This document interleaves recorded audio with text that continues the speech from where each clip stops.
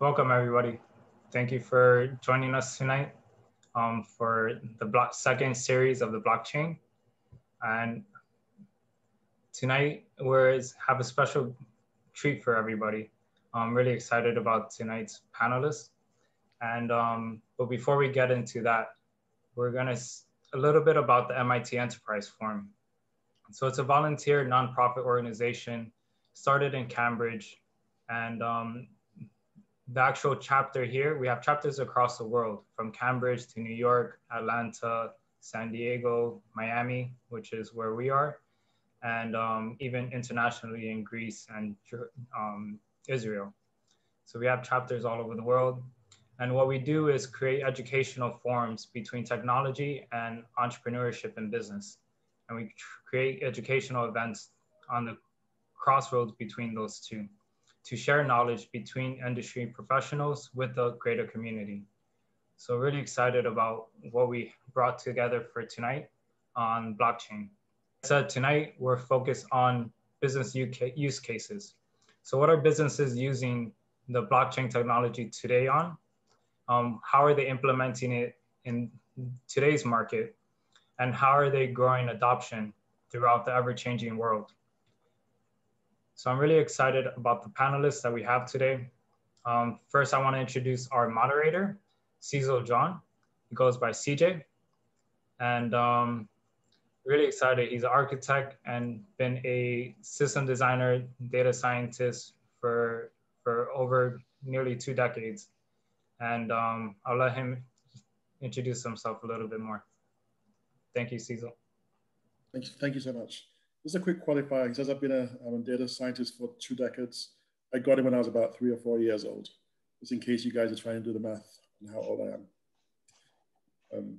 So I'm an architect and a computer scientist, but I run a company called virtualdeveloper.com. I got into blockchain, basically caught Microsoft's attention by a blockchain smart contracts platform that I built that synchronizes digital records with the instances of the smart contract on a permissioned ledger. I'm also the author of a book called The Social Currency, Why We Ought to Rethink Money. And it's really my take, the intersection of money and morality. So there's a few chapters there on the philosophy behind money and quite a few chapters on the technology behind blockchain. I'm excited to work with the panelists here today. You guys all know blockchain is all the rage right now. I was reading an article about Mark Cuban, and he says he's very, very excited. He says, if he was to go through making money all over again, he would get all over, blockchain. He would be reaching out to artists about digital copyright, about having the structure of their creations on the blockchain. He'd be all over non-fungible tokens. And he's just very, very, very, very upbeat. We hear a lot about cryptocurrency. This today isn't really about cryptocurrency. We really are going to focus on a lot of the other applications of blockchain. So what I'm going to do now, I'm going to introduce each panelist one by one, just give you a high-level overview. And I'm going to let them introduce themselves. I'm going to start by last name in alphabetical order. So Aliyah is with us. She is a subject matter expert in healthcare, health informatics, information technology. She brings the two together in a very, very sophisticated way. Aliyah, why don't you tell everyone about yourself? Sure, thank you. Thanks for having me join the MIT Enterprise Forum and sharing this evening. I hope to share some insights on healthcare and technology innovation from a nurse's perspective. My name is Aliyah Aaron. I am a nurse. I've been a nurse for well over 20 plus years. Just like Cecil, I started at a very early age, as you can tell. I have a background in research, technology, business. I am an entrepreneur, and I am the founder and CEO of Nursing Innovation Hub, as well as AMR Healthcare Consulting. Nurse Innovation Hub is a healthcare technology innovation company where we work to accelerate nurse-led technology solutions, and we support healthcare innovators that are building new solutions for healthcare. We're looking to really improve patient care and outcomes through innovative technology. And AMR Healthcare Solutions is a software development consulting firm. So I'm here tonight to talk about how blockchain is being utilized or can be utilized to really improve patient-centered care and to help us improve the way that we manage our own patient records. Okay, great stuff. And we also have our good friend Faris here. Faris is an expert in fintech, decentralized ledgers, decentralized identities, personal identity hubs. Faris, why don't you tell us a little about yourself? Yeah, sure. Thanks, y'all. And thanks for making the hold music in the beginning very Texas themed. I appreciate that. Way to make a brother feel at home. Yeah, so I focus a lot on the business side of blockchain. So hopefully one day that you'll be using it and somehow I'll be behind that reality. So I work at the intersection of working with decentralized solutions, and I basically work with them and helping their product or solution get adopted in a very specific industry vertical with an enterprise or a government. So that could be, for example, a solution related to energy, right? And then helping them commercialize with a utility or a government or a renewable provider to get that adopted. And then as a B2B strategy, and then eventually in a consumer's hand. And a lot of my background started in the smart city space. So it started out with physical infrastructure. So my job was to win mega infrastructure projects around the Middle East. My biggest one was probably the Dubai Expo 2020. So basically a whole new city over there and like transport systems. And then I basically got dissuaded by that because of if you win a project, like for example, Biden just wants to get high-speed rail between New York and Boston, you'll see it in 30 years. So I just really felt like tech could get me closer to what I was thinking, to the reality in someone's hand. And blockchain is a big world, which we'll learn a lot about today. And my filter of where I see this world is I focus on solutions that focus on value distribution. So I believe there's a inequality between the value we produce and the platforms that we use. And I believe that there's actually an economic advantage to having a more distributed value system, which blockchain helps as a facilitator of. That's me. Excellent. Thank you so much for that.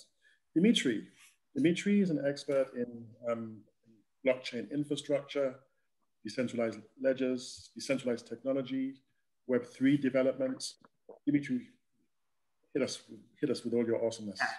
Absolutely. Thank you, Cecil. Thank you for MIT South Florida for having me. Exciting event. So I spent the last 15 years working on infrastructure projects. So anything from game server hosting to web server hosting for Alexa top 1,000 websites, anything from massive social media platforms to super popular WordPress websites. And with the teams I work with, I've seen that transition from Web 1 to, which is like the AOL and Netscape, to Web 2, which is your Facebook and Instagram, what we see today. And a few years ago, I caught wind of this thing called Web 3, which is this web of different blockchains. And I was fascinated by all the use cases that smart contracts enabled, particularly on Ethereum, and Bitcoin has attempted it, but hasn't done it so successfully. And so the team I was working with, I said, how do we apply all our experience and knowledge in this infrastructure space? And how do we help build the Web 3.0? And how do we build this reality where things are self-sovereign, we bring more power back to the people, and we make a more equality within the world. And so that's how we started QuickNode. QuickNode is a infrastructure and developer tooling platform, which is allows you the fastest way to build on the world's most popular blockchains. Any software engineer can integrate with blockchain at production scale within 1 day without talking to anyone or signing any long-term contracts. Our customers are customers like Atari or larger corporations like Digital Currency Group. They trust QuickNode to be their connection to the blockchain data. And so, yeah, that's what we're bringing. I'm excited to talk about which companies are working and using QuickNode to power their applications, and what other things that blockchain can be used for in addition to just cryptocurrency. Excellent. So let me just describe the format. So we're going to give each panelist about 15 minutes. The panelists are going to start off by just talking about their industries, their interests in blockchain. We're going to focus on real life use cases of blockchain in industry for the small business and the enterprise. And then We're all going to basically engage the panelists, ask questions, inject with our ideas, suggestions. Then we'll move on to the next panelist for 15 minutes, okay? And then at the end, we're going to open up the floor to the wider audience so you can ask questions. So if you have your notepads ready, your pen and paper, whatever it is you take notes, and you're interested in a specific industry, jot down your questions, jot down your propositions, and you're going to have ample time to discuss it at the end, okay? So we're going to start with Aliyah. Aliyah's in healthcare. Aliyah, talk to us about your industry, your interest in blockchain, how you got in, whatever you like, some real life use cases of blockchain in your industries. Right. Okay, sure. So I like to, I'm a nurse, so I talk about patient scenarios, real life scenarios of, you can relate to if you have or have had a loved one being hospitalized, or if you yourself see your physician or your nurse practitioner for your yearly checkups. But think about it this way, blockchain in healthcare could be utilized to really help us improve the process of carrying and understanding our patient data, our patient records. We as the consumer should really own our records as opposed to the providers owning the records. I'll give you an example. And why is this important? This is important because right now it's very fragmented. If you are a patient, so I live here in South Florida, and if I were, for instance, needing to go in and see about my ankle, and I see my physician here or my nurse practitioner or my provider here in South Florida about my ankle, but then I travel to visit my parents in North Carolina, my ankle swells up on the plane ride, I need to go in, see, get an x-ray or see what's going on, right? But I don't have my record with me because I saw my provider here in Florida. They use a different EHR system than the provider that I'm seeing in North Carolina. So what happens? What happens to my record?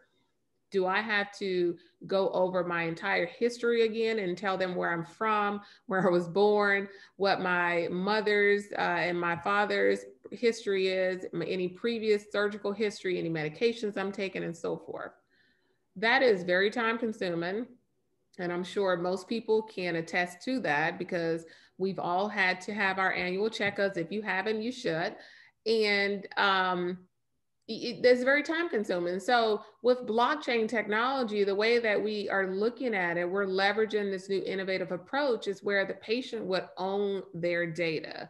So the patient would see their provider in their home state, and if they needed to travel across town to another provider that doesn't necessarily have or utilize that record system that the previous provider had, it doesn't matter because the patient then owns the data and will be able to give their information to the provider where they could then look it up and include additional information into the record. And again, when that patient leaves the provider office or the hospital, the patient will continue to own the record and they share the record with their providers, as opposed to it being their information is stored in these databases that live in the provider's practices or in the hospitals, and the patients don't necessarily have access to the data if they are to travel outside of that realm, right? So we look at blockchain as a way to really bring in a person-centered care model into healthcare, where the person, the patient, the consumer owns their data, and why is that important? Why is that important to own your own data, to tell your own story, right? You are not diagnosing yourself, but you have the right to say, this is in fact my information. I did see Dr. Smith. My blood pressure was that, and these are some of the health modifications I've been doing. And those records do reflect my true patient data, as well as being able to articulate to another provider where you've been and what you've been going through. And blockchain has and will hopefully help us bring healthcare back to a patient-centered, a person-centered approach. Just to give you a little background and kind of what we're looking at, through my company, Nurse Innovation Hub, we are here to really help accelerate new startups, new innovative startups that can leverage these new technologies such as blockchain and machine learning, AI, and bring those into the new ecosystem of healthcare where we can introduce these models. We have a lot of very intelligent nurses and healthcare innovators that are developing new solutions day in and day out. And we encourage them to look at leveraging these new technologies to really help us bring healthcare back to a more patient-centered approach, which could really help us with the continuity of care as we look at the model care for healthcare. Okay. I want all the panelists, feel free, ask Leah your questions, augment. Leah, there's more you want to add also, you can go. I mean, one of the first things I would just ask in terms of practical applications and with medical records, is everything that's happening with COVID right now, there's talk about immunization registries and vaccine passports. Do you think that might be an opportunity to centralize, certainly synchronize all these different records in one place? So if you have a test that's synchronized with where your records are, that say you also have a vaccine? Absolutely. I mean, COVID has opened up the world of healthcare to new opportunities that oftentimes have not been thought about before, but it also gives us an opportunity to speed up the implementation of some of these new technologies, given the fact of the emergency where we, in the pandemic era that we in. So we welcome that. We welcome those new companies that have developed solutions that include blockchain, that are applicable to healthcare, specifically for nurses to have a vital role in transforming healthcare and being able to help bring the approach to a more transformational approach where we really focus in on how can we help the patient help themselves, right? Because oftentimes, as a clinician, we advocate for the consumer, we advocate for the patient, but who's better to advocate for you than you, right? Absolutely. And actually, we have a question here from the audience. I'll just go ahead and ask right now. And this is from Cynthia. Thanks so much, Cynthia. Cynthia's asking, how is your record brought to a new provider via blockchain? Are you going to a new doctor? What do you bring with you on your first visit? How is the record brought? To a new provider. I think she's asking, how does that record get to a new provider via blockchain? How do we aggregate or federate all these records which are all over the place and make them accessible? Question. That's what we're researching. That's what we're looking to develop now, is how does this technology work, right? How do we get it? We have the theory and we have the approach of how we want it to work, but then how to mathematically get it to work where, is the patient carrying around a chip that has the blockchain technology embedded within it, where they take that chip with them where they go and they're able to hand it to the provider? Or is it a system, right, that is encrypted, a blockchain encrypted system where there's a passcode, there's a cloud-based site, and there's a passcode that every provider could log into that automatically is owned by that patient? So this is where we are right now, really trying to figure that how does it look like and work. Any questions on the panelists? So I would just like to add, Aliyah, what are your thoughts on data ownership and monetization? So your most like private data, your medical data, you inadvertently spread that all over the internet when you Google things or when you look at certain Facebook groups, and Facebook and Google then own that data and they know stuff about you and they develop those databases and then they sell that data. So companies can market to you. But who's making the money? Google is, Facebook is. So these big centralized companies are. What blockchain could potentially enable through technologies like zero knowledge proofs is you can monetize on your own medical data. So you can have someone advertise to you based on your medical data without them knowing who you are. And so that's another big plus for bringing the data to the user side, instead of having a centralized silo that contains it, like we have today, but bringing the power back to the users, bringing the control of the data and ownership of that data back to the users, just enable these business models that just simply weren't possible before. Like, what are your thoughts on data ownership as well? Yeah, and so to that point, it's kind of like, you know, if I'm on the internet, I'm Googling and I'm looking for hypertension, right? Or medications to treat diabetes, the data storage would automatically, I mean, you've seen it when you're on Facebook or some of these other social sites. As soon as you look up a word, the next thing you know, you get 20 ads related to it. So they're marketing to you based on your searches. Um, that's a good question. I'll have to think more about that because it brings up a really good point of, you know, the monetization of it, right? And I don't have an answer right now for that, but that is a good point to think about. Cool. I got a quick question because it's kind of maps to something that's going on with my work. So like we're working on a decentralized identity solution that is basically applicable in the tourism space. And now your tourism data is now intertwined with your health data to go from point A to point B, right? So if you're a British person wanting to go to, you know, Russia, you know, you'll have to produce a COVID test or you have to produce a vaccine now, digital, all that. And it's kind of a two-sided marketplace. So for example, like the World Economic Forum, Common Pass, which would be kind of like household name in this, you know, niche space. You know, they're taking on the most laborsome job, at least from my perspective, which is basically identifying what labs are accredited. It's like a total minefield, right? So in your case, you know, you have a consumer where there's an obvious benefit, right? There's a convenience. But then on the other side of it, you have a hospital or some form of a, you know, wherever you go seek care, right? Doesn't necessarily have to be a hospital network. So how do you get the other side of the marketplace, and why would they do that?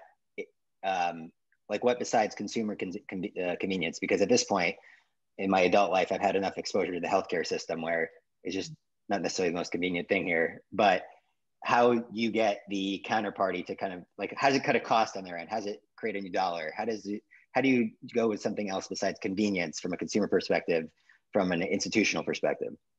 Well, because if you look at it right now, there are at least 4 or 5 major, and let's just, I bring it down to the scope of electronic health records. There are 4 or 5 major players. There are a ton of EHRs out here, but there are 4 or 5 major players.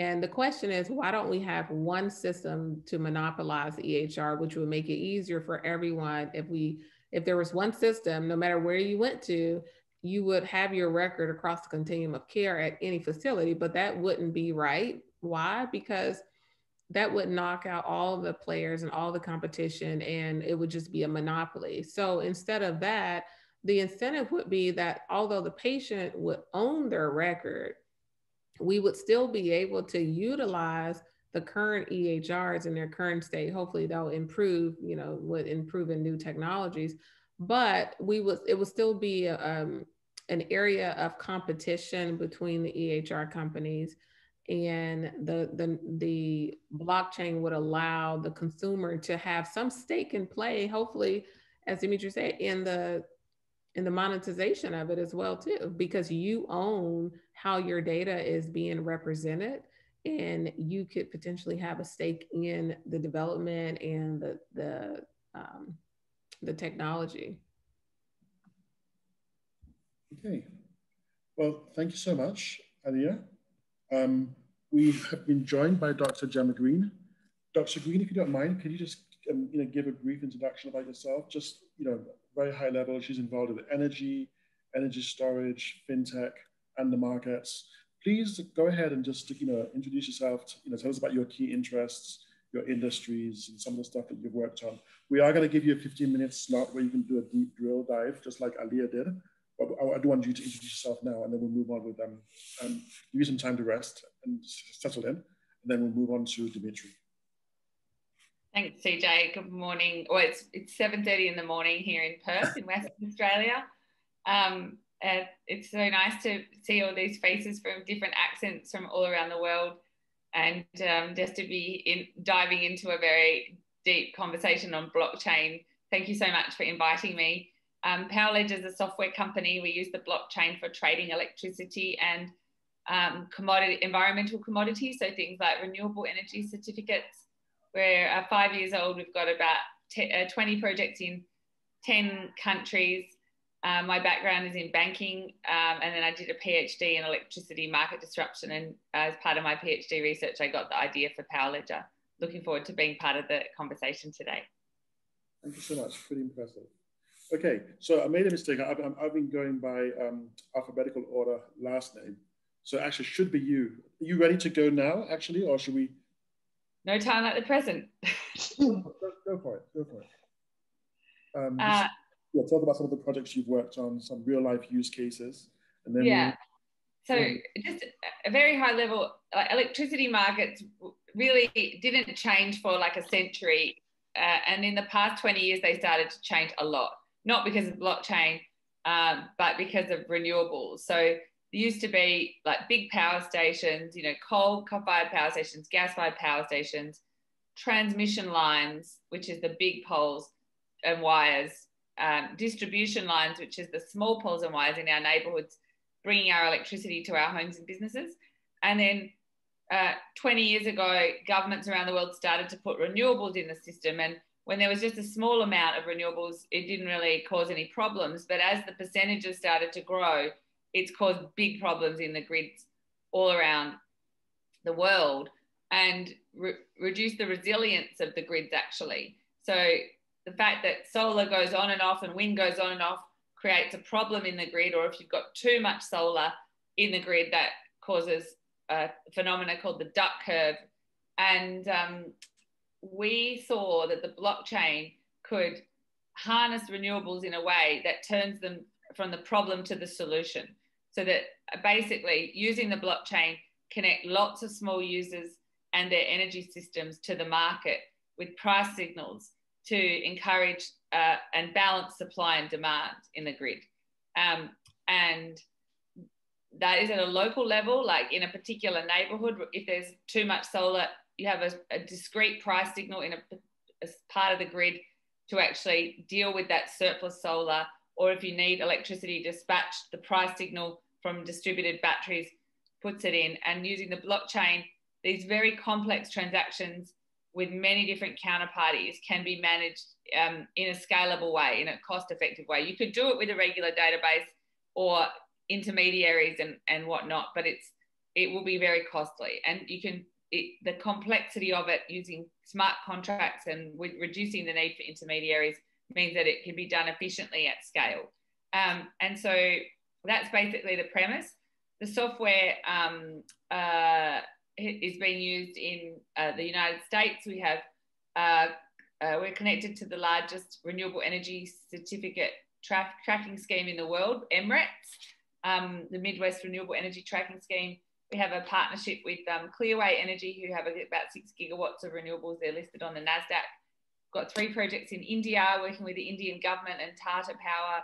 We have projects in Europe with the 5th largest retailer in France called Equateur, allowing customers to choose their own energy mix using the blockchain. So they can actually go, I want wind from this farm, solar from this farm, and we use the blockchain to track the output of those farms against their consumption profile. We've got projects in Malaysia and Thailand. We've got a licensing deal for our software there. In Australia, we have a virtual power plant using batteries. So there's quite a diverse landscape. At a high level, around the world, renewables were subsidized for a long time, and we're moving out of the subsidy era and we're moving into the market mechanism era. And we're also, the regulations are changing a little bit like what happened with Bill Clinton in 1996 with the Telecommunication Deregulation Act, where the market really opened up. Anyone that had a modem could set up and become an ISP. The traditional media companies started buying the digital media companies, and there was a big reformation going on. That's happening in electricity right now. So in America, there was a rule change announced in September last year called FERC 2222, which is being implemented now, which nationally will mean that anyone that has solar or batteries or an EV will be able to soon participate directly in the wholesale electricity market. And to do that, you need technology. And so it will become a two-sided market rather than a one-sided market where, consumers are just passively purchasing or consuming electricity. So this kind of democratization phenomena that we've been chatting about now is really becoming manifest in electricity. Similar rules are being rolled out in Europe and Australia and in different places. And countries like India have huge ambition to grow renewables and are hitting their targets for large scale but are not doing it for small scale. So our projects there are really supporting the governments on how they can use the price signal to grow renewables in a scalable way and avoid the problems in their grids that have been seen by many Western grids from growth in renewables. So it's very exciting to be like in the middle of this world, and we would say that our technology is like a missing piece of the jigsaw puzzle, where renewables, you know, are the problem and the solution if harnessed in the correct way. And I think that it takes you know, there can be like a unhelpful political conversation about renewables sometimes. And even though we're passionate about renewables, we're not seen as we should have renewables at all costs, even if it means we have blackouts or, you know, pushes up electricity prices. Our view is that if you use our technology, you can manage the grid, have more stability, low cost, and clean energy. It's not like one or the other.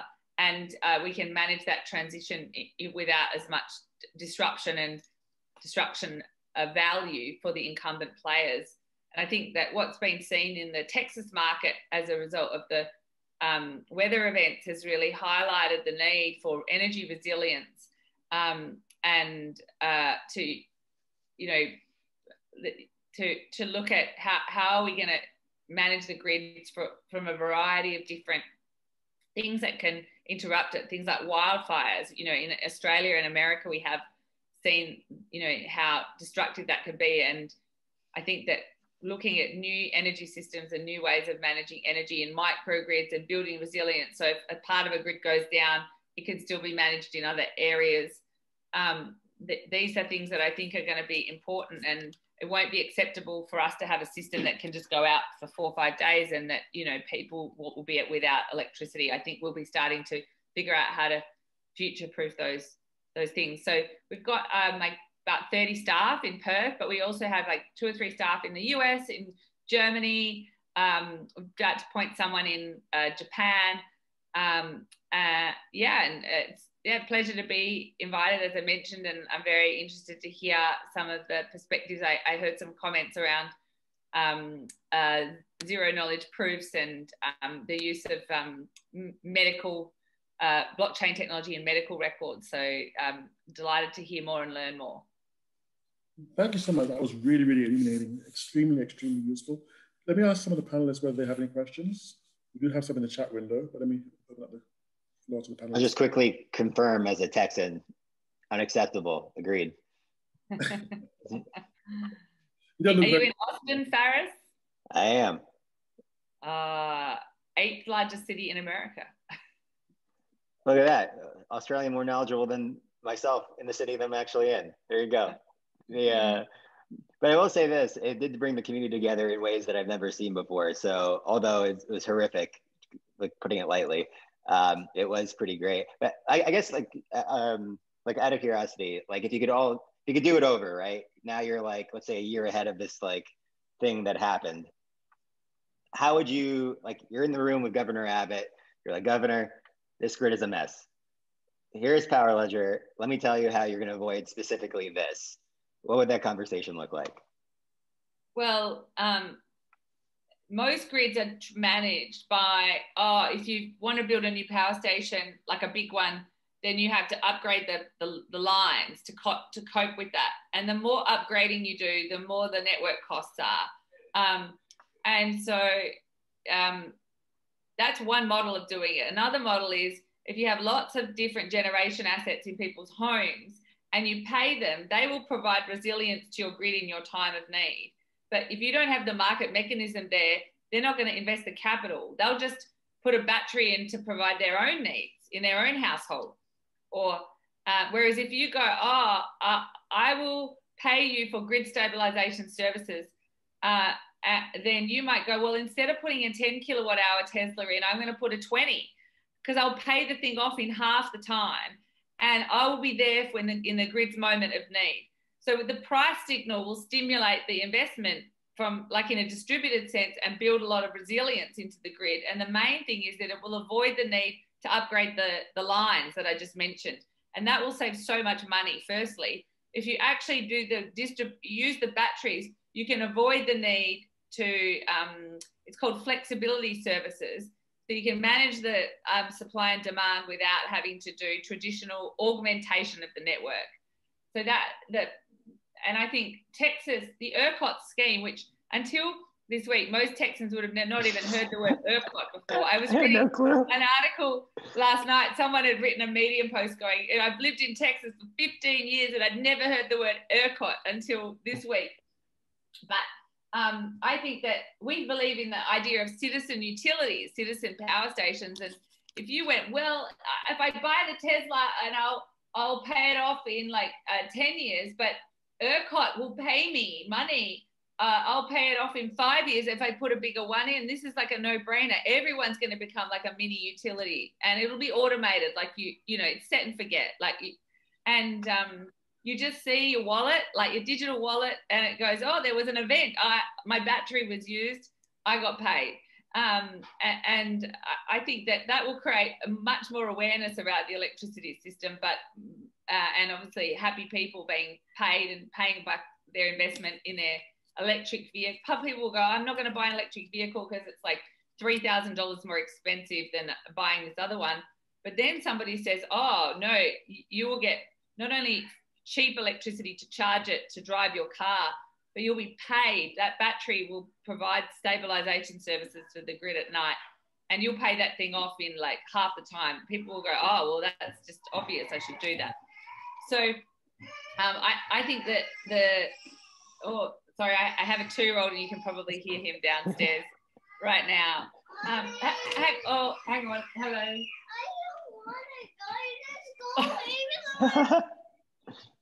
I'm so sorry. It's okay. I wouldn't want to go either. I don't want to go. Emily, you don't have to go to school today. You can stay home. There you go. So I think that what happened with the telco industry, where citizen journalists popped up and people started self-publishing and blogs and podcasts, that whole, like these new distinctions that didn't exist, they're going to happen in electricity markets as well. And in a way, COVID was a catalyst for things that were ripe for change in many economies and societies. And if you look at like World War II and World War I, those things sparked new innovations that were ripe for change. Micro technologies and nanotechnologies and the women's right to vote and all sorts of things. And I think that this Texas situation is going to spark like many things that were ripe for change and highlight the lack of resilience that exists and what could be done to solve it. Yeah, there seems to be this, kind of like a dichotomy. We hear so much about the cost of recording a transaction, on the blockchain, and here we are talking about, power. I mean, have you kind of like reconciled that in your mind? Absolutely. So we the main blockchain that are used for transactive purposes is Ethereum, but I think there's broad recognition that won't be the blockchain that will be used for scale. It's being used for experimentation, and there's so much R&D done around, scaling different use cases. So in the case of electricity, if you move to like a 5-minute electricity market, it's a lot of data. And we've already done a lot of work around what's the blockchain for this particular use case. And we'll be launching on the 19th of March our new blockchain, which will be a private consortium chain for this purpose, because we've been working on this project for like 5 years. So we actually have a really good insight now into what is needed and how to manage that kind of data, both with the privacy requirements. So the GDPR in Europe has actually set the bar very high for how data needs to be handled, and lots of other countries are just sort of mimicking it. So it's kind of like, like energy efficiency standards for washing machines in Europe drove like a global change around that. And I think GDPR is very similar. So, but the scaling conversation, I think, is overstated in that we all know it exists, and there's so many different ways that it's being solved. So I almost think that it's not the main challenge that we face. Okay. Well, there's a question here from Juan. He says he's been working on developing renewable energy for the last 17 years. and he's created a startup in the sector, and he's asking whether there's any business opportunities in the sector for blockchain intersecting with renewable energy. Oh, 100%. I mean, if you look on our website, powerledger.io, and go to partnerships and clients, you can see the projects around the world. I would love to have a conversation and just explore the work that he's doing and how we might be able to work together, or put him in touch with the right people if there's not a fit. So I think on the generation side, you can measure the output of those to track against the buyers to get renewable energy certificates issued, to manage those assets in a way that you can get grid stabilization payments. So all of these these assets can be harnessed to greater effect or more efficiently using technology like the blockchain. Excellent. Well, everyone, Dr. Green is going to be here, so still hang around. You're going to have some time to ask some more questions. Thank you so much for that. Extremely illuminating. Very exciting as well. So now we're going to go to my man, Faris. Our guru for fintech / decentralized ledgers / decentralized identities. We're going to hand the floor over to you now. Yeah, cool. So yeah, like I said in the beginning, my basic premise in this space is to help decentralized solutions commercialize with either enterprise, government, or in some cases with other Web3 organizations if they need more technical features to create a more robust offering as it relates to product market fit in what we call the Web2 world, which Dimitri highlighted in the beginning of his introduction. I'm working on 3 projects, so I guess I'll have to pick one. I'll just highlight the 3 and then pick one I guess I like the most. But working on a decentralized identity solution in the tourism space, which we discussed, essentially helping bring back tourism. We have a particular focus in Asia, particularly countries that are more tourism dependent and ravaged by the loss of revenue, that don't have the particular infrastructure that more developed countries have.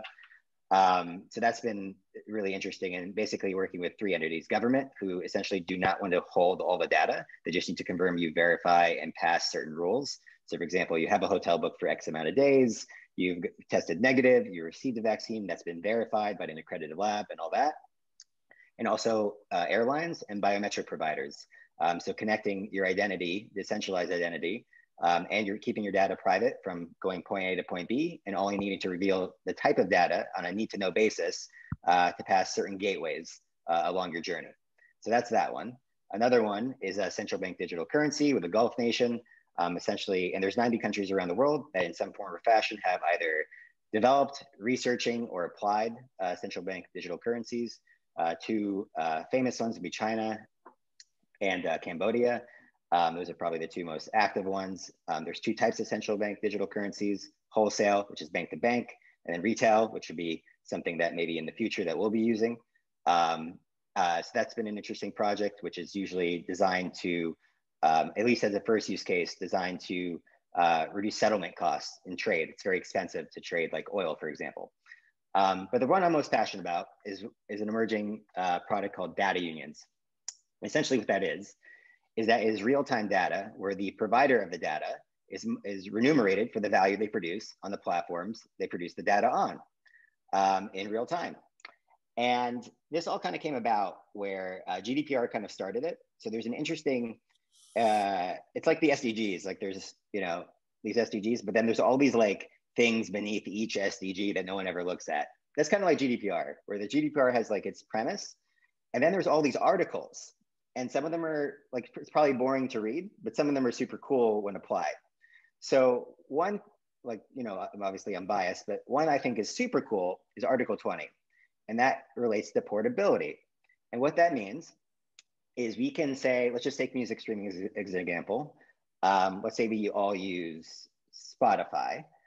I can go, hey, Spotify, I want my data. Cool. I can take that data and I can go give it to their sworn enemy, Deezer, which is based in France, as an example, another music stream. Now, that sounds cool, and I'm legally allowed to do it, but it's super hard. Why? Thank you, Spotify. They'll get back to me in 30 days. That's not great. There's also no technical solutions for me to off-ramp my data and then have it readable with Deezer.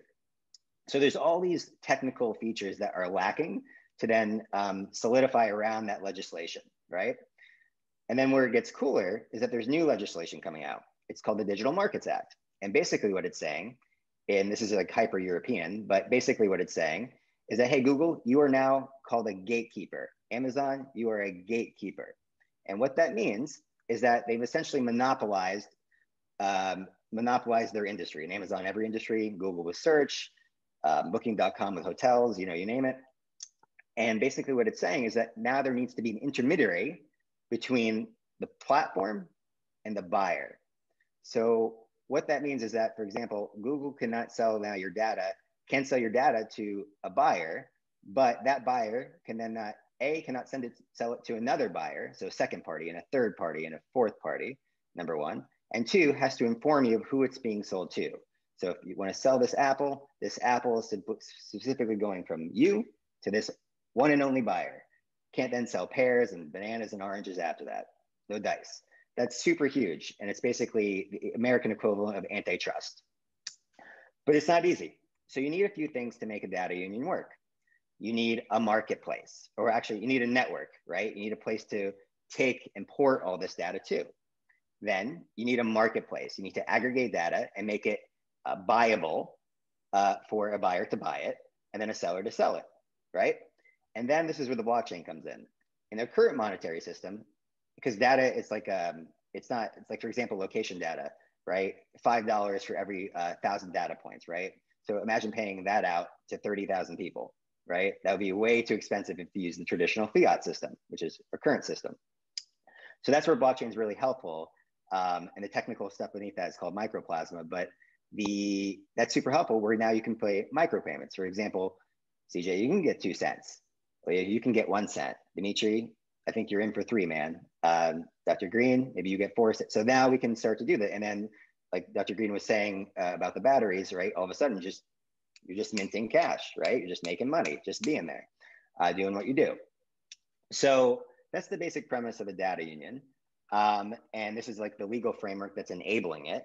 And now there's several companies that are out there that are focused on different and specific types of data. So for example, you have GeoDB, which is focused on your location data. You have a Belgium startup called Cake that is focused on your banking data. But there's some problems here.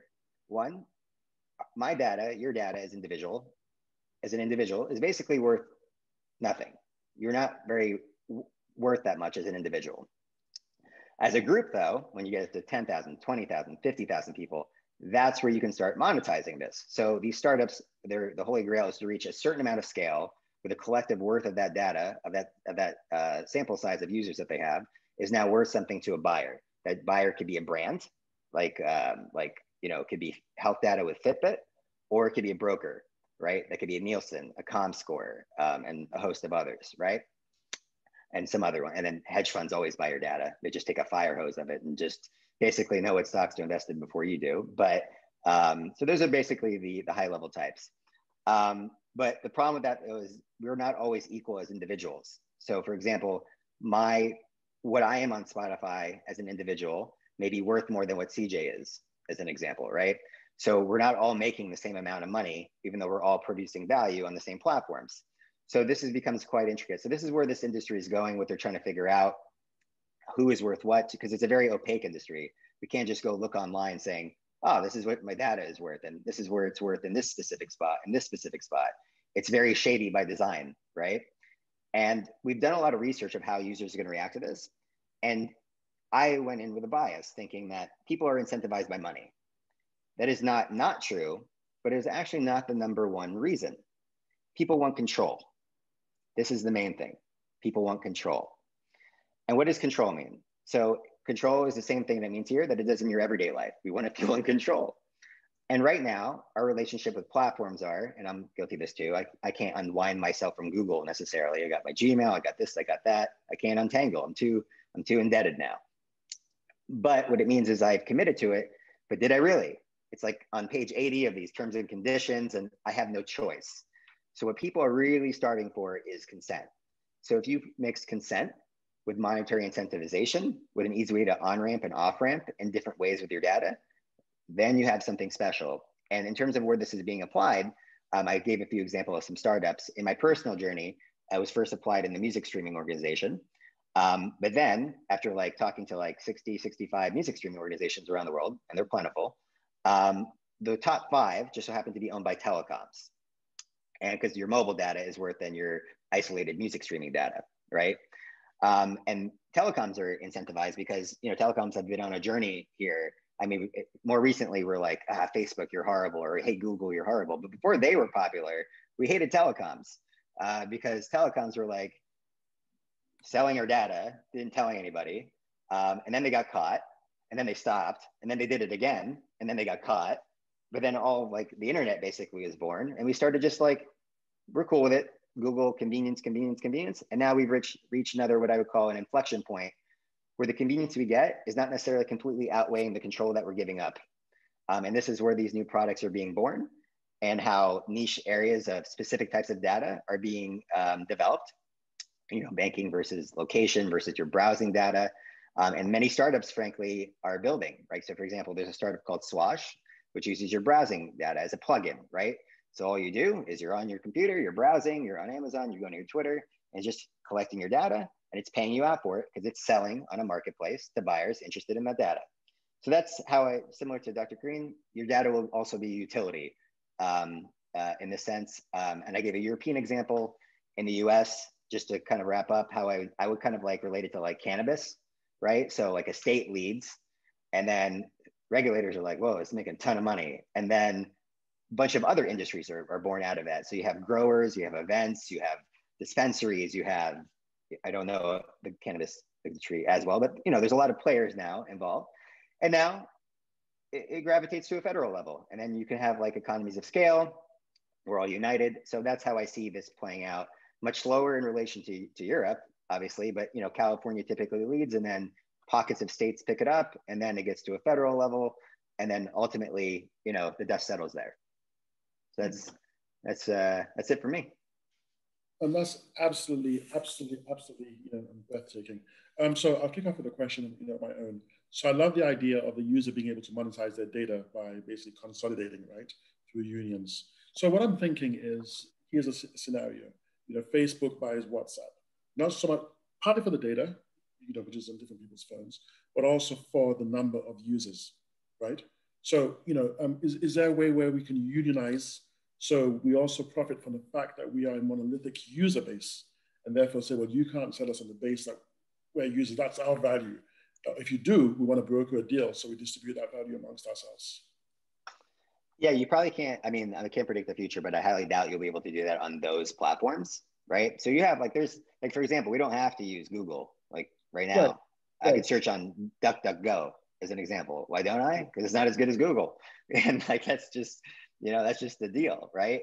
So I think that now that legislation has like given way for new startups to innovate in this like niche space and create user experiences that are compelling enough.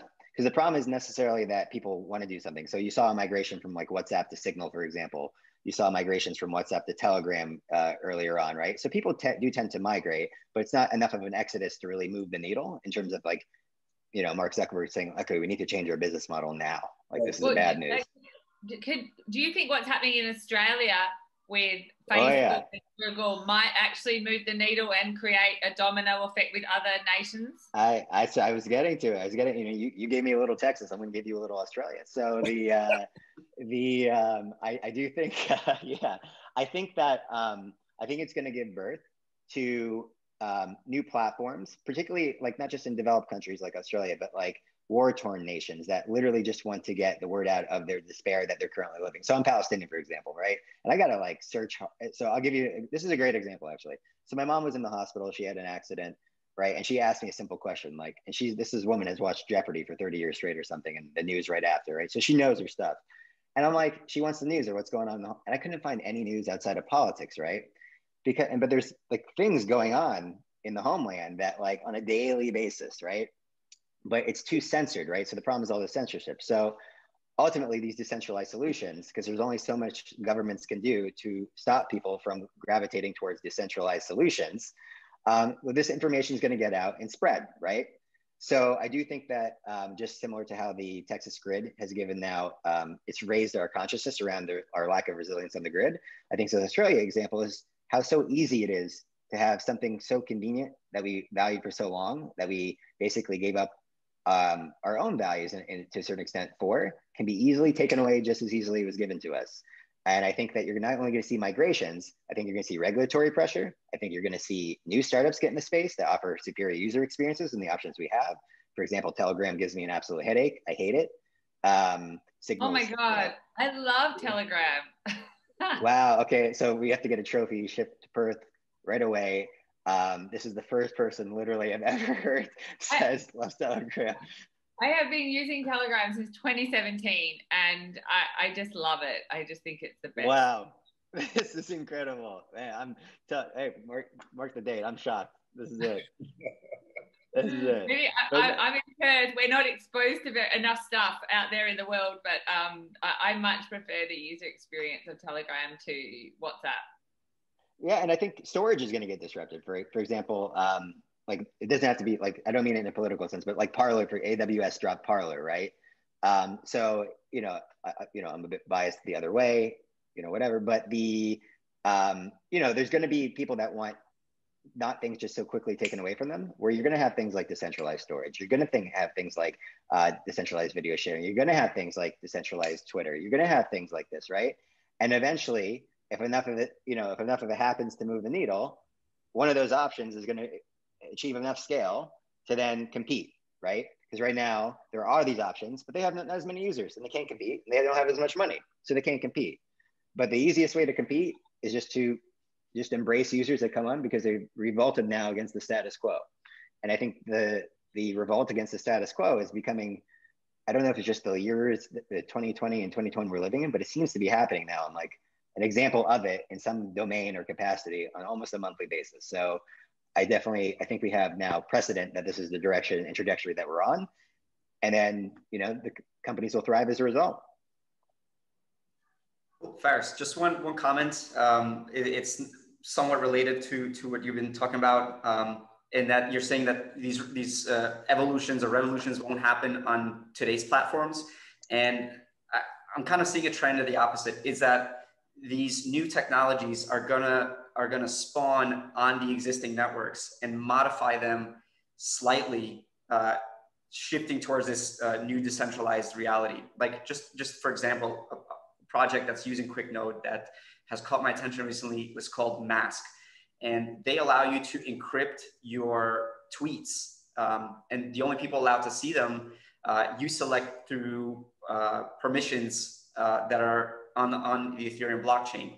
And you would use Twitter as you would normally would, but this would intervene in the middle and encrypt your message. And so that you're still using Twitter and you're still tweeting, but your tweet has a link where you need to go to another, to another platform. You have to get like Web3 injection, or you have to have your Web3 modal or app running to decrypt it.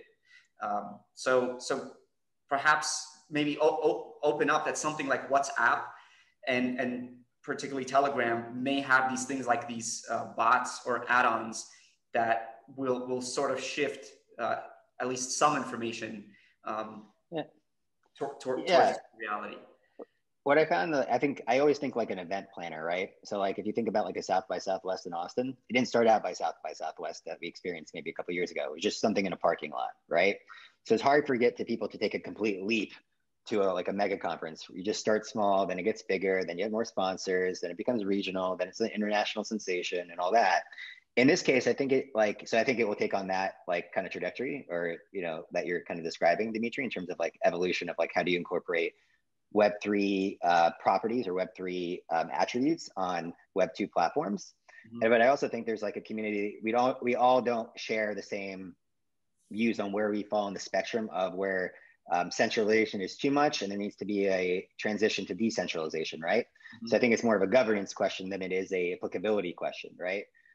There could just be, if there's like, for example, in Norway, there's a high amount of trust in the government. The government says we're doing something, that's cool, I trust you.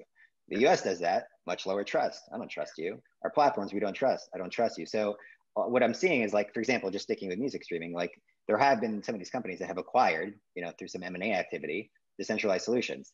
But the problem is though, they've just re-centralized them, right? So for example, if I get a decentralized solution where you own your own copyright and you pay the artist, but then that's bundled into a centralized solution where you don't pay the artist and they don't own their copy, it just negates the point, right? But you pick up software, you pick up talent, there's other plays there. So I think that my personal opinion on that's all that is. I think that we're going to see a lot more trust in our platforms to believe that would be a commonplace. Mm-hmm. Maybe Twitter is a good example because maybe Jack Dorsey is a little more forward on these principles. But who knows? And maybe it's a mix of both. Maybe both worlds can coexist. Well, that's great. And we're going to come back to you again with more questions. What we're going to do right now is go on to Dimitri. So Dimitri, you have the mic. Awesome. So yeah, it's awesome to hear about these different use cases for blockchain, and I'm sure we're all familiar with the financial aspect. But what a lot of people don't really know is that there's this whole ecosystem spawning from that have these alternate applications for blockchain. So like data ownership, power sharing, and I'll go into some of them. The cool thing about working on QuickNote is for a lot of applications, at some point, they need to connect to blockchain data. They need to either read from the blockchain or they need to write to the blockchain. And at that point, they need to connect to a blockchain node. So there are Bitcoin nodes, there are Ethereum nodes, there's different networks that you can run on these nodes. So there's like the main net, there's different test nets. One's like proof of authority, the other one's proof of stake. Another one is just a consortium. And so we're seeing just a couple of examples of different projects that are building on top of blockchain when they come to a solution like ours. So first of all, let's just backtrack. It's like, why do they need a solution like QuickNode? And that's because maintaining the node infrastructure, especially at scale, is difficult. It requires sysadmin skills. You need to know your command line really well. A lot of the software, as stable as the Bitcoin client is, because it's the first and earliest and has been refined, the newer node softwares, they're very cranky and they're very difficult to maintain. And so our team, coming from nearly 2 decades of experience of managing thousands of servers, data centers all over the world, and building these globally distributed, load balanced, high availability, fault tolerant systems. We are applying that to blockchain data.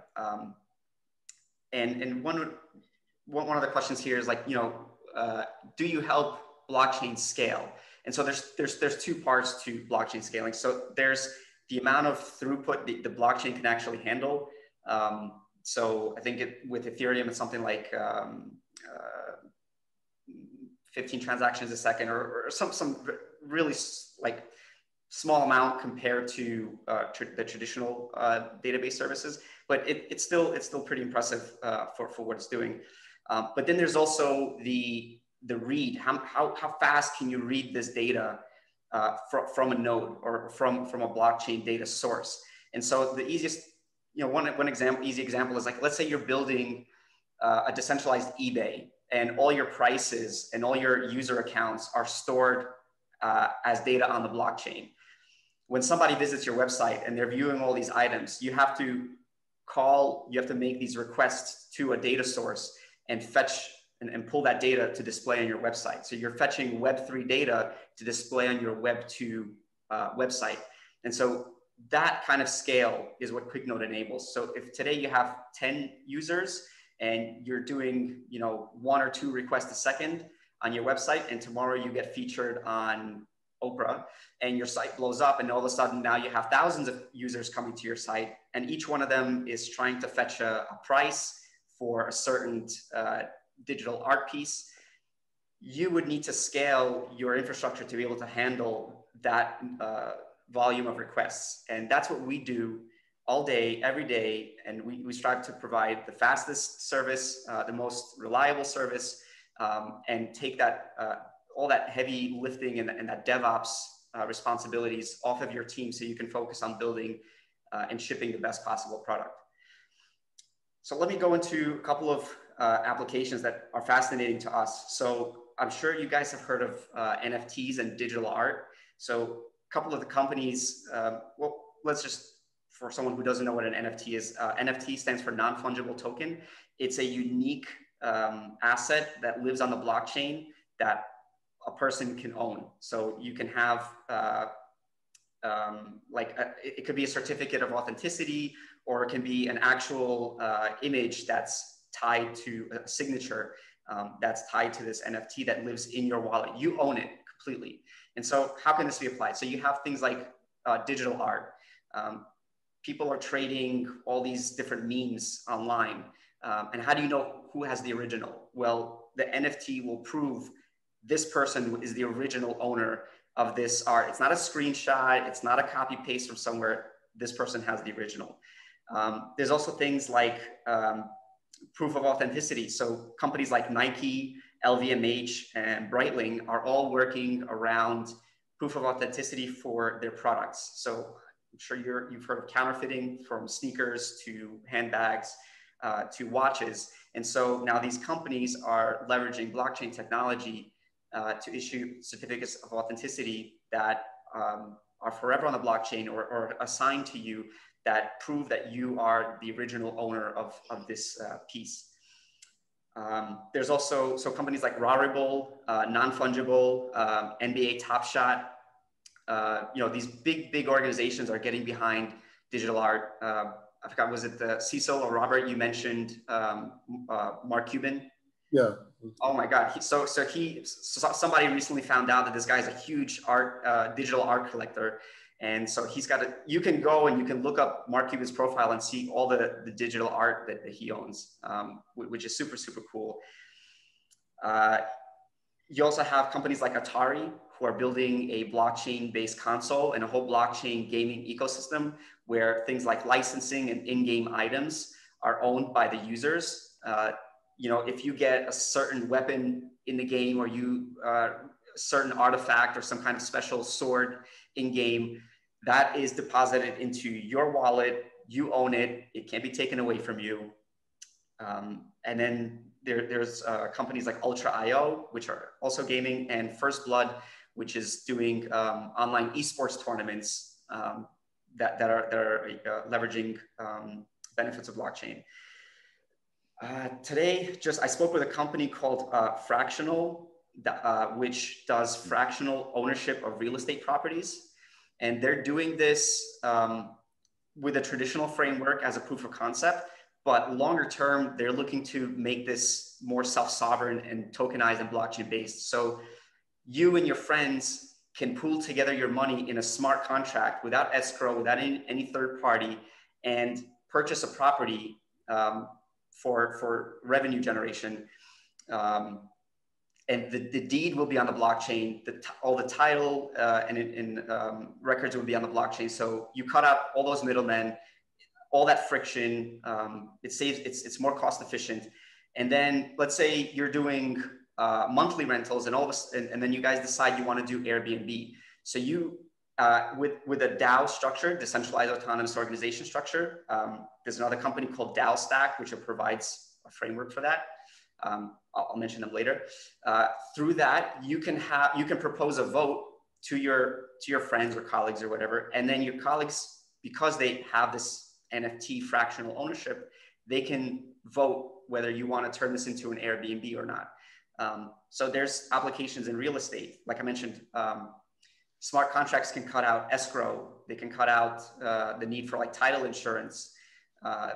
You can completely get rid of maybe agents to some extent, but you would be able to go. I see a future where you go on Zillow and you purchase a property and not have to worry about like, oh, are they gonna screw me on the deal? Like it's gonna be transparent. It's gonna be on the blockchain, and you'll be able to trust those records.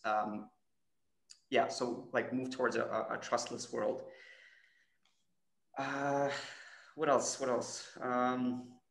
So United States Postal Service, if you've heard the news, but they've filed a patent for voting on, which is blockchain based.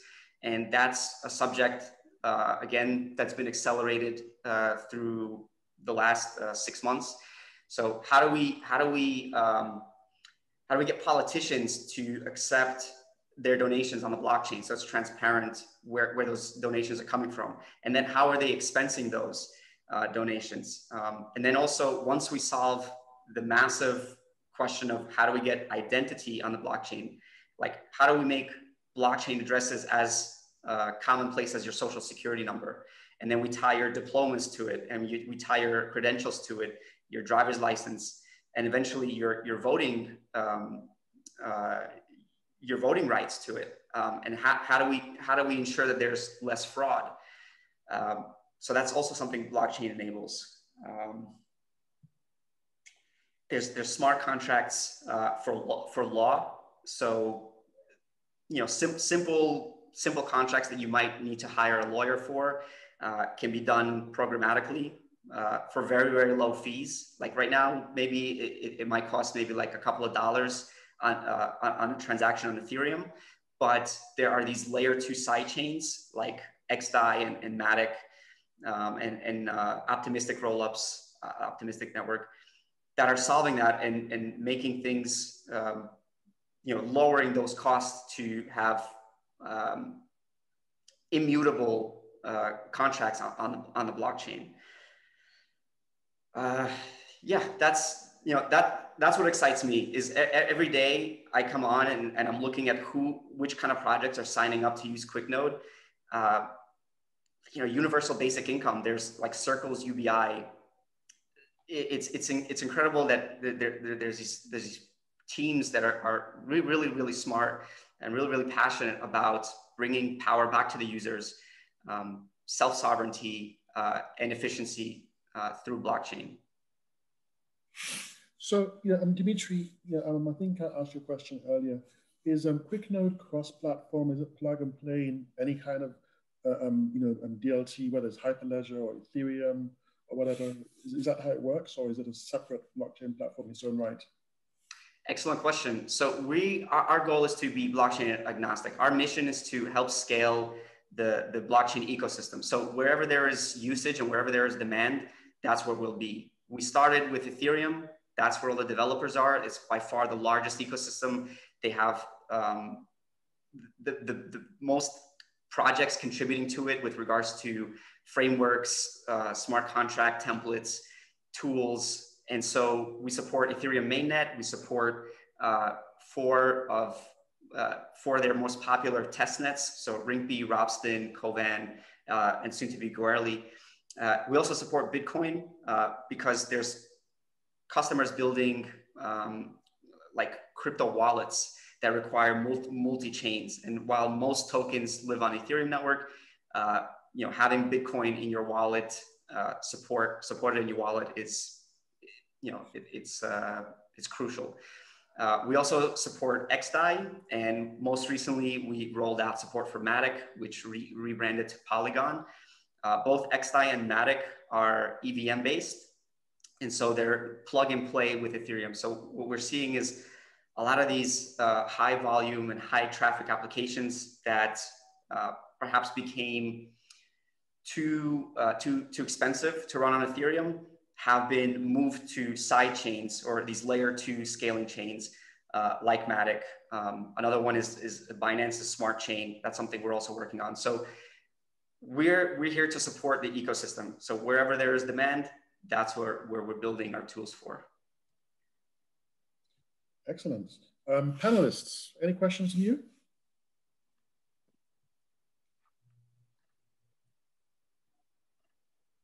I mean, I guess I could comment. Like, so you talked about like obviously a lot of use cases, but like voting, and this is what it always kind of boils down to me. Like, I feel like the biggest innovation we'll have in the next 100 years is regulatory innovation. Because like there has to just be these regulatory frameworks that enable this value distribution to take place or this transparency to take place. So for example, every government around the world said we don't like you saw like Janet Yellen today, she just crushed Bitcoin, like just one sentence, boom, done, right? So if you have a lot of governments that get around the world like we don't like this, right? It's basically done. So with voting, for example, I remember so there's a VC, Test VC, they have Test Philanthropies.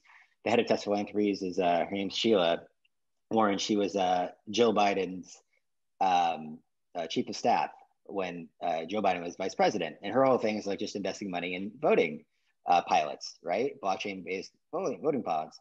The problem is that you have so many people that just don't want to see transparency. So like, yeah, blockchain's great, it provides transparency, but there's a whole world out there that literally their whole being is like, we don't want transparency because then that reveals things, right?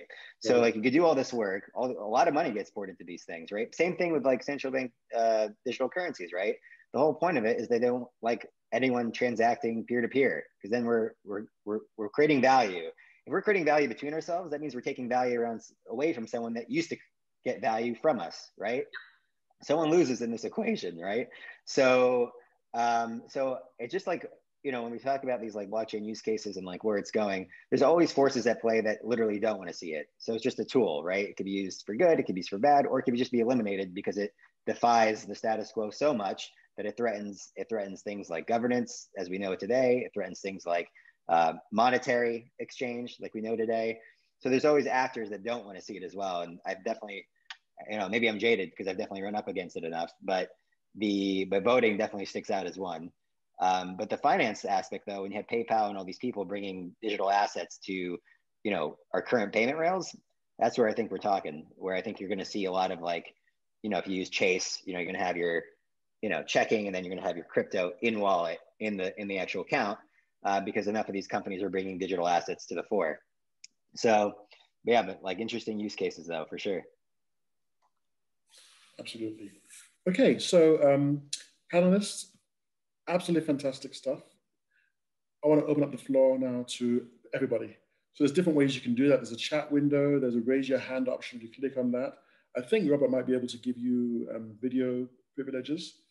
So if you want to actually talk to us and come on video, click on the raise hand option, and then you know that option will be enabled for you. Otherwise, if you're shy, you want to put something in the chat window, go ahead and do that. In the meantime, panelists, feel free to refer, ask questions, seek clarification. Let's keep this going. I'll actually start. So this is for you, Faris. So I'm thinking about, I think it was JP Morgan, I can't remember who it was I was reading yesterday, saying that they didn't see the case for cryptocurrencies because now governments are releasing digital currencies. So for example, there's this talk about the Chinese digital yuan, right? Now, which may become a contender to become the world's, the dollar's, a reserve currency. Do you see governments releasing digital currencies as threatening to cryptocurrency? I think that they will do it to maintain their status quo, but the idea that JP Morgan doesn't see a use case, therefore it won't happen, I just think, I laughed at hearing that. Really? Yeah, for sure. Yeah. I don't think that it will be dictated as it has been by the incumbent players. I think that the whole point of this is that it's not going to be just decided by centralized powers, be it banks or central banks. So I think that's the whole point of it. I'm no doubt there will be digital currencies. I know Australia's working on one. There's obviously one in the US. So I think that will be a component of it. But the aggregation of an agglomeration of political power and corporate power around currencies, I think that will become far more distributed, and it won't be decided by governments in the way that it has been up until now. For sure. Like with China, different countries are different. Like different countries take different approaches. So for example, like in China, right? So they rolled it out, right? I think they had 50,000 people at $30 a piece, basically, right? And they're testing it out. Now the new thing, and there's reasons they should do that, right? Obviously it's more control, it's programmable money. You can steer populations in very specific ways. You can enable things, you can deny things, you can shut off things, you can open up things, right? There's a whole slew. Now the new challenge is like, okay, do they challenge Ant? Do they challenge Tencent, right?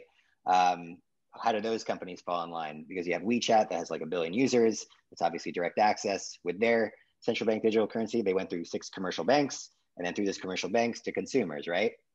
But there are advantages for them outside of how it impacts us. So for example, let's say that China wanted to buy oil from Saudi, right? So let's say China wants to pay in digital yen. That's great for them because there's like, it just eradicates a lot of different costs as it relates to using the conventional banking system, as it relates to settlement. But the problem with that is you need more people to do it. So for example, Saudi can't just accept digital yen as a counterparty, have nothing to do with it, right? Like who's gonna take this digital yen and how do we get it into real? And there's all these things, right? But ultimately, where the tipping point will come is that, you know, these institutions ultimately create private networks of central bank digital currencies because they don't want us transacting peer-to-peer. This is why Libra got shut down, for example, by the US, and they have to kind of reinvent the wheel because like WeChat, WhatsApp has access to, you know, 1 billion people. So, and they have a direct line to these. And with the Chinese, it's a great way for them to influence power outside their borders. So for example, I think they own, if not higher, 70% of the devices in Africa. They also own ports. They own oil and gas assets, right? So they have their, you know, they have a grab on quite some critical infrastructure, and also they're directly in people's hands, right? So all they're doing now is building their infrastructure on top of their existing infrastructure on those phones to enable commerce, to enable all these certain things, which obviously creates influence outside of sovereign governments, of which those people are currently a part of or in the country of. So it's definitely a wild world in that sense. But I agree with Dr. Green saying that, you know, there's only so much these governments can do because there's, you know, information can proliferate so fast. Our ways of exchanging value can happen so seamlessly across so many different forms now that with enabling governance to enable it. So I think it's going to be an interesting conflict between our current monetary policy and how we naturally would like to exchange value with one another without so many intermediaries. Okay, thank you so much for that. Now we have a question from John, and he says, how can business think about their business models so that they are still profitable? If blockchains bring efficiencies that are peer-to-peer and so yeah, I read that completely wrong. Let me start again. How can business think about their business models so that they are still profitable? If blockchains bring efficiencies that are peer-to-peer and can remove many middle service-based companies. Anybody? They'll have to figure out you know, different value that they can bring to the table. You know, you pay lawyers a lot of money because they have to, you know, pay their school and their debts and that stuff. But really all they're doing is drafting a piece of paper for you, right? And that can be totally done on like through a smart contract for 14 cents using a template. And so, you know, maybe it won't be like an overnight flip, but I think eventually that whole system, starting from the ground up with like education and how people become lawyers in the first place, will evolve. And so the value that's being replaced, you know, robotics replaced people in the assembly line. So, you know, that industry just had to evolve. And so, you know, we'll slowly see that today. You know, I'm sure it's already affecting the banking industry, so much so that they're embracing, you know, digital currencies. But we'll see this permeate through other industries as well. And it's just progress and evolution, and there's no way you can stop that. Okay. Thank you so much. And there's another question here from, let's see. From Giaco. Which blockchain networks of the ones currently existing allow developers to build infrastructure on top of it to create blockchain technology usable in several industries? You mentioned Ethereum. Are there any others? Sure, I can take that one. So there are a number of projects that are working on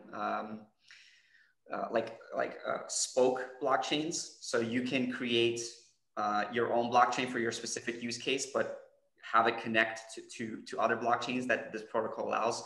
I'm sure you guys have heard of Polkadot, Cosmos. There's one more, it just doesn't come to the top of my head, but basically you will be able to build multiple Ethereums that will be able to talk to other Ethereums. in each one of these will be specific, like use case based. So that, like I mentioned in the beginning of the talk, you know, that there'll be blockchains specifically for data storage or specifically for exchange of value, like really low cost exchange of value. And then you have like Bitcoin, which is this massive store of value. It's like, you know, like gold. It's difficult to move, although still easier to move. But the projects that immediately come to mind are Polkadot and Cosmos, which is using Tendermint.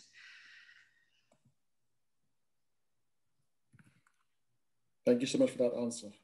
I see a question in the, let me see, the Q&A section. Okay, so here's a question from John.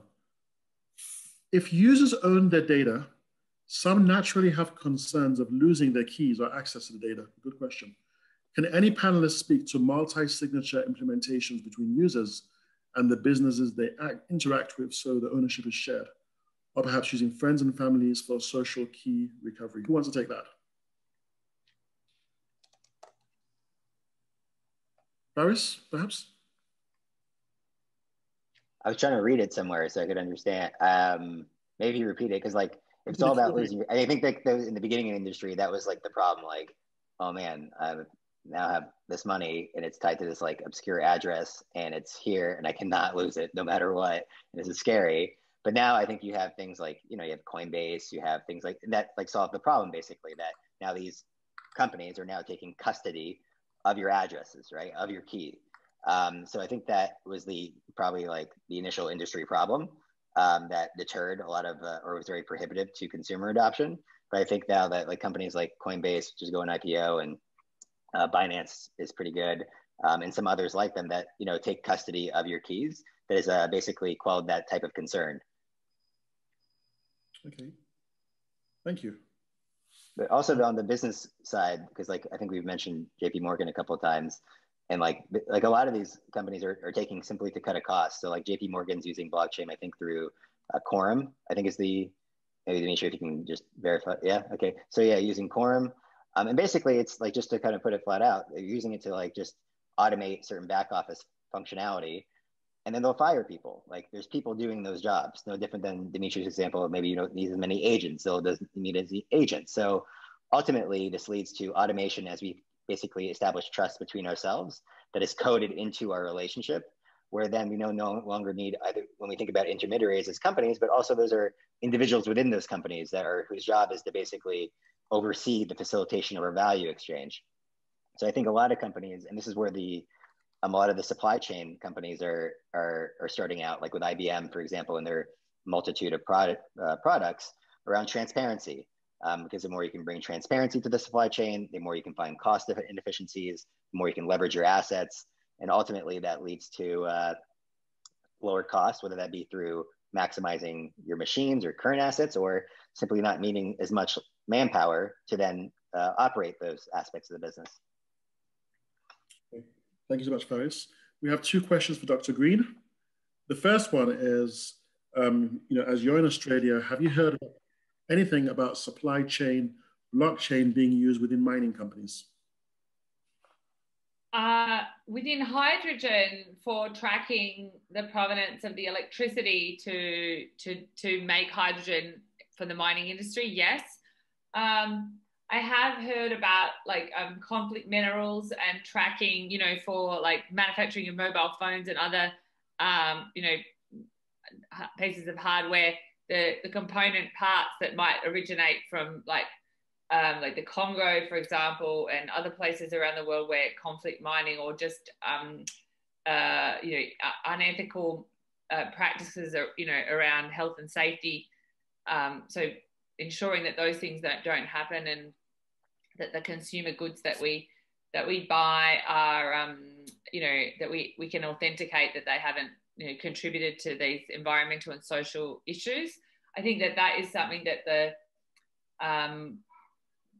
mining organizations around the world are all looking at very closely, and the manufacturing organizations as well. So it's not just, you know, for tracking that my wine has come from France or my olive oil has come from Spain, but you know, that I'm getting a certain product from a certain place, but it's ensuring certain things are not happening as well. And I think that will be a big growth area.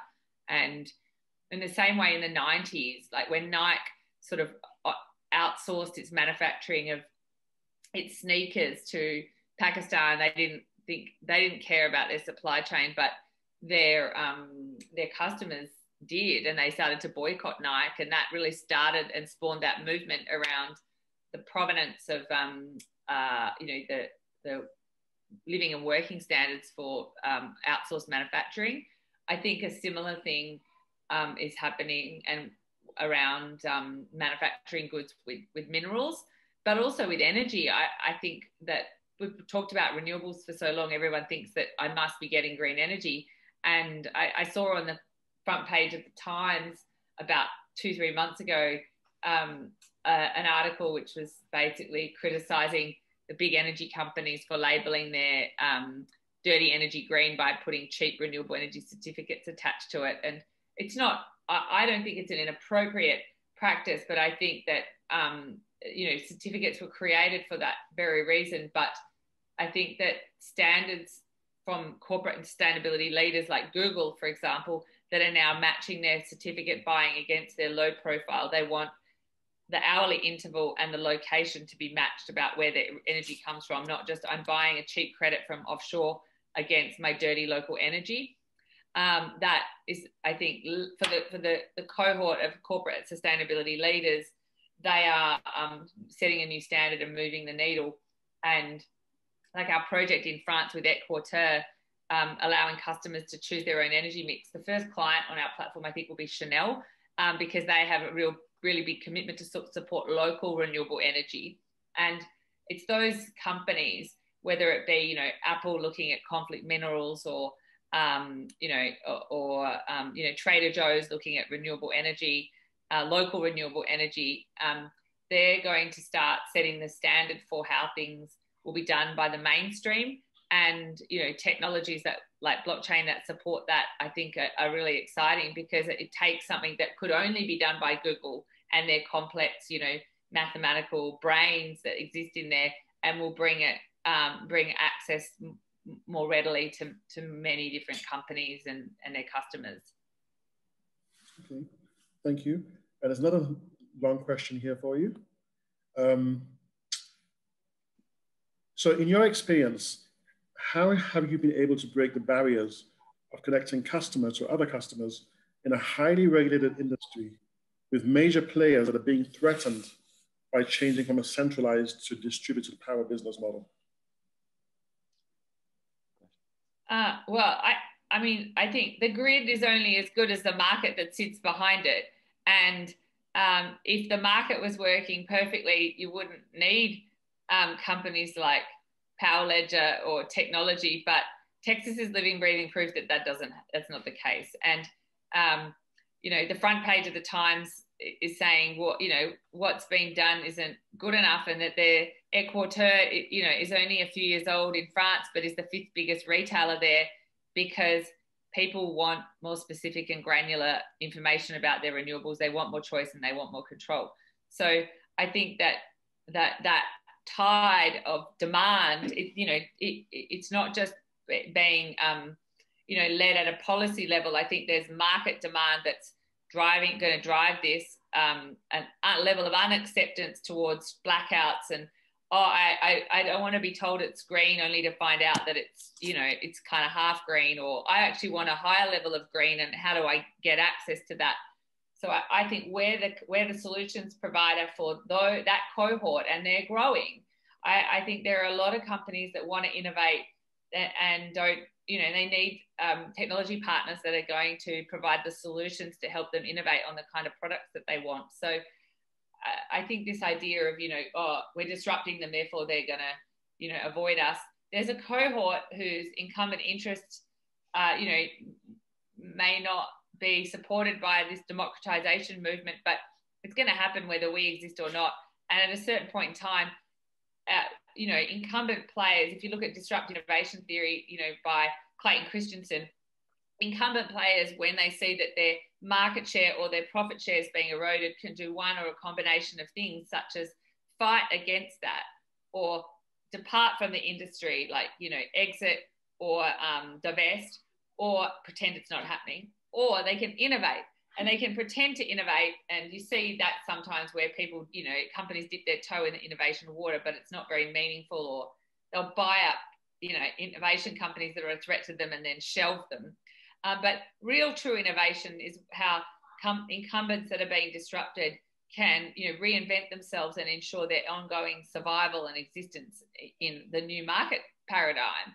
And there's plenty of companies that fit into that category as well. So, you know, energy markets are huge, and you only need a few players that really get it to start to, you know, create the wedge to see the change unfold. And like, if I just look at one project, like in India, we're working with the state of Uttar Pradesh, and that's the most populous region in India. There's 90 million people that live there.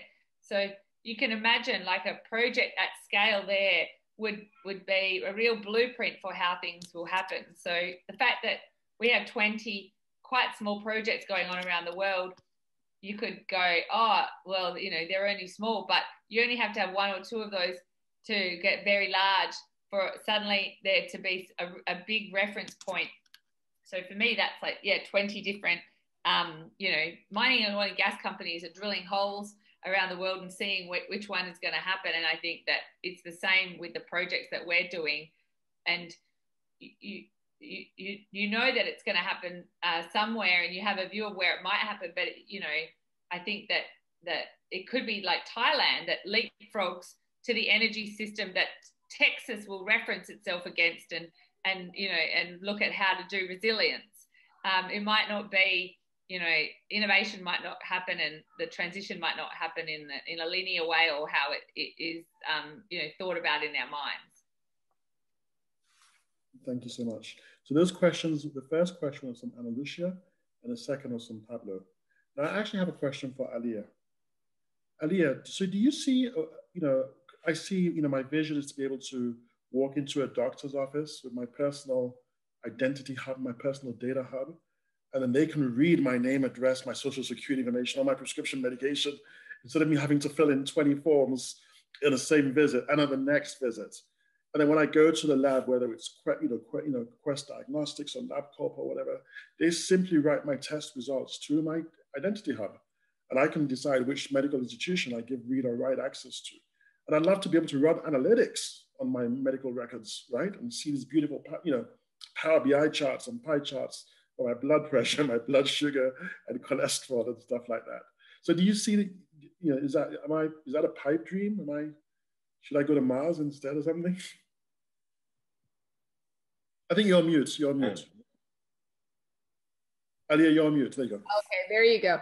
No, that's the vision, right? That's the thought. That's the future. That is the patient-centered care model of the future, where you would be able to own that information. But we have to think, we have to think about privacy, security, interoperability, and how that looks is kind of what Dimitri was, asking earlier. How do we do that? And that's what we're thinking about. Because as a patient and as your own advocate, right, you want to be able to look at the trends. You can do that now through the EHR portals, where you can sign in and view your information. But again, that information is stored on that database, right? It's not transferable, where you can take it with you if you were to go on vacation and need your medical record and you're out of the country. So the blockchain enabled technology would allow that to happen in a systematic way. Fantastic. Thank you so much for that. Now, I'm amazed that we got so far actually without having any cryptocurrency questions. One did sneak in, so you know what, this is from Giacomo. So I'm going to go ahead and ask it. What do you guys think about cryptocurrency investments? And considering the different features of each one, which ones do you think are most likely to gain value over time? Oh, I wish I knew the answer to that. And which one could be the deal breaker in distributing the power? It would be interesting to hear a little bit about that side of the industry as well. So any takers for that question? I thought you guys would be all over that. Come on, guys. I'll say why I'm not. As of 3 weeks ago, I spent 2 years happily just focused on the technology, facilitating the value, why customers are buying it. And all of a sudden, literally in the past 3 weeks, I've somehow have been associated with like, what should we do with like this cryptocurrency or that cryptocurrency or that? And yeah, I have an opinion, but it was really not part of my like orbit. It wasn't really part of like my natural conversation. It wasn't something that people reached out to me to. So on one hand, it's like, oh, that's rough. On the other hand, it's got a lot of people interested. And a lot of people are interested now, have their money invested in all sorts of different things, in all sorts of different projects. And the only thing that, and I would just probably piggyback on something, I mean, he said it through a different lens, but what Dimitri was talking about earlier, he mentioned a few companies, like one of which, Polkadot. So you have these companies that are literally, you know, the blockchain has like these problems, right? It has like a security. How do you balance between security, scale, right? All these type of things, and different blockchain solutions are trying to figure out how do you get all these things to work in harmony with one another. Some of them are just trying to figure out how do you do one really well, for example. So like, for example, with remittance, it's like if you go into like a bakery, right? Let's say, and you want to buy like a muffin, that's a different payment than the bakery buying pounds of flour, right? Maybe you need different technologies that suit those different use cases or circumstances. So I do believe that there's companies that are focused on some like critical work that alleviate some of the problems that the technology is having as it relates to the scalability and the security and things like that. And Polkadot is definitely one of them, because it helps you shift between one blockchain and the other, the interoperability of it, where you're not basically, where it reduces platform risk. So if you're building on a certain infrastructure and then, you know, that infrastructure doesn't make it, you can easily just port all your work over to another blockchain through that interoperable infrastructure that Polkadot's creating. So I would just like continue to look at some of these, like, you know, for example, Dr. Green has a token, Power Ledger has a token. If you like what, you know, Power Ledger's doing, you can, you know, go on the exchange and get the token. Just like I like companies in my data space, like Streamer and Ocean Protocol, because I believe in what they're doing. So I just think it's like getting behind companies like you do in the other world, in the Web 2 world. No different here. Thank you for mentioning we have a token, Cyrus. I'm an owner, so I'm incentivized. Oh. I should have probably said that. You know, this is an investment. But if you want to just jump online right now, yeah. But yeah. I think the market, you know, the free market will decide if the project is useful and it gains adoption, it gains traction. You know, if you look at Wayback Machine and you go look at CoinMarketCap, just look 5 years ago, you probably won't recognize half the coins on there on the first page or second page. And so, you know, there'll be projects that come up and gain traction, you know, like Ethereum, for instance, or yeah. And then there'll be some that they don't take off. So as far as like which one will be, you know, which one will gain value, and there isn't a freer market than the crypto market. So it's you know, one thing I might say is I mean, I guess as an architect, you know, the appeal towards Bitcoin it was the first currency, right? And I feel as though many years from now it's going to be a collector's item just because it was the first currency. And not only that, there's a familiarity, which is going to be very, very, very difficult. You know, in the early days of the browsers, you had the Netscapes and the Mosaics and, you know, Internet Explorers. But, you know, Mosaic, you know, Netscape, that code then went into Mozilla. I think that is what went into then Firefox. So it's still kind of around in a different iteration, right? Then IE, of course, you know, is now Edge. So the legacy, you know, the ones that, it's not obviously not the same with the search engines. Yahoo's nowhere to be found these days anywhere, Alta Vista.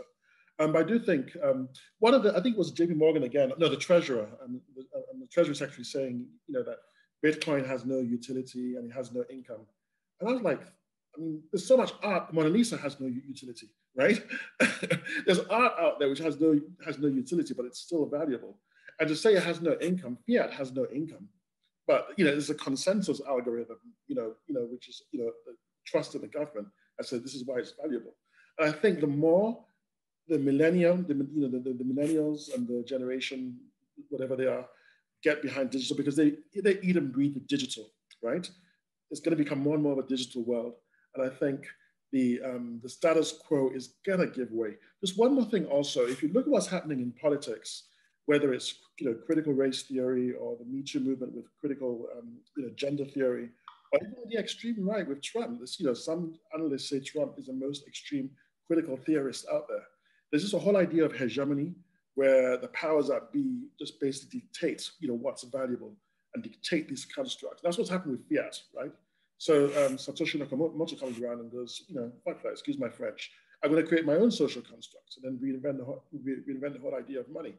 I think what's going to happen, that whole political movement that we are seeing, where people are trying to dismantle, legacy systems in the name of equality or equity or egalitarianism, whatever you want, that movement is going to be hard to squash.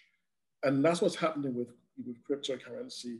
That movement is going to grow and grow and grow and grow.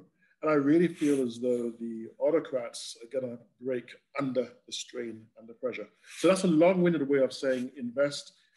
I always advise people, put an amount of money in the legacy currencies that you don't mind losing, you can forget about for the long term, but invest. So that's my 2 cents. So are there any more? So there are no more questions, I see. Anything more for the panelists? We have 8 minutes more to enjoy each other's company. Actually, I do see a question here. So Soloviev, so he's still struggling to understand what the blockchain is. In the example mentioned in the presentation, a patient brings all health information to the doctor as a blockchain. If the patient just saves all the other files, labs on a flash memory in an organized way and gives the flash memory card to the doctor during the visit, can this be classified as a blockchain? Aliyah, do you want to take that question? So blockchain is a technology. It is a encrypted technology that has more to do with just information on a flash card, right? There's a method to the madness of blockchain that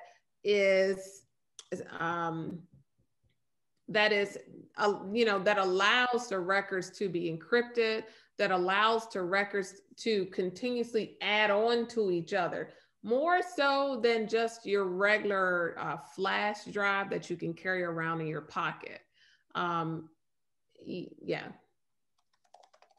And the other thing is also, the person that asked that question, with the flash drive, you have one-to-one, you can write your data to the flash drive, right? But it's not that easy to have a doctor or a medical institution or laboratory write to that data, or to have them read from that data.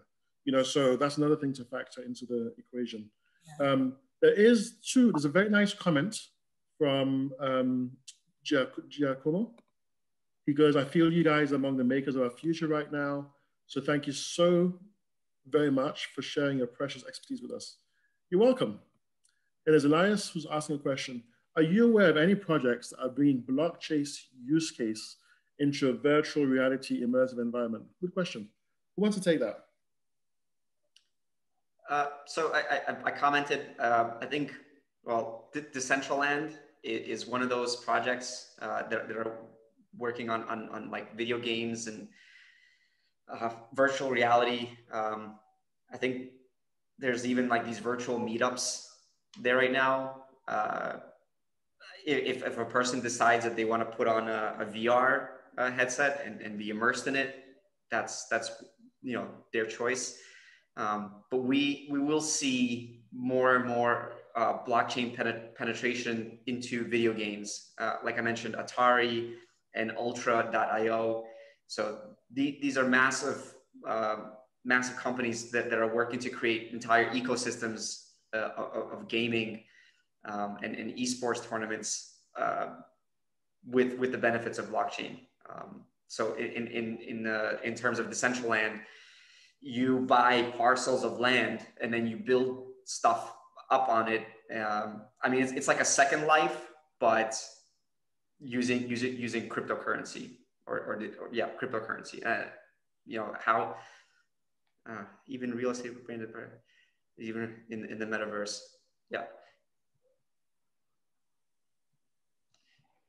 Yeah. So we'll like I said, there's definitely going to be more. You'll see blockchain a recurring subject when it comes to gaming moving forward. Everybody, we have 3 minutes left. So please go to the MIT EFSFL, I hope I got that right, website, and just see how you can get involved by becoming a member or sponsor. By all means, let's keep the conversation going. You'll see our profiles on the event. Feel free to send a LinkedIn connection or Facebook or Instagram, whatever is there. And just stay in touch. We're all very accessible. Feel free to stay in touch. All of you, I think I've already sent you guys a LinkedIn request. If you were thinking you do want to connect to me, now that you've met me and see how nice I am, please accept my connection request. Okay. So it's been great talking to all of you. Let's keep the conversation going. We have 3 minutes left, and I'm going to hand over to Robert. Yeah, definitely. I want to thank everybody. I'm extremely humbled by the intelligence and the experiences you guys shared and everything you guys are working on. I'm really excited about everything you shared. And just makes me think of how little I actually know compared to what everybody else is actually doing out there in the world. I'm incredibly humbled to be around you guys today and hearing about all the knowledge you shared. So thank you. Appreciate everyone for sharing your knowledge. And if you do want to drop your LinkedIn or any other contact information in the chat group so everybody has it, you could go ahead and share that. I saw Dimitri share a couple of things here and there.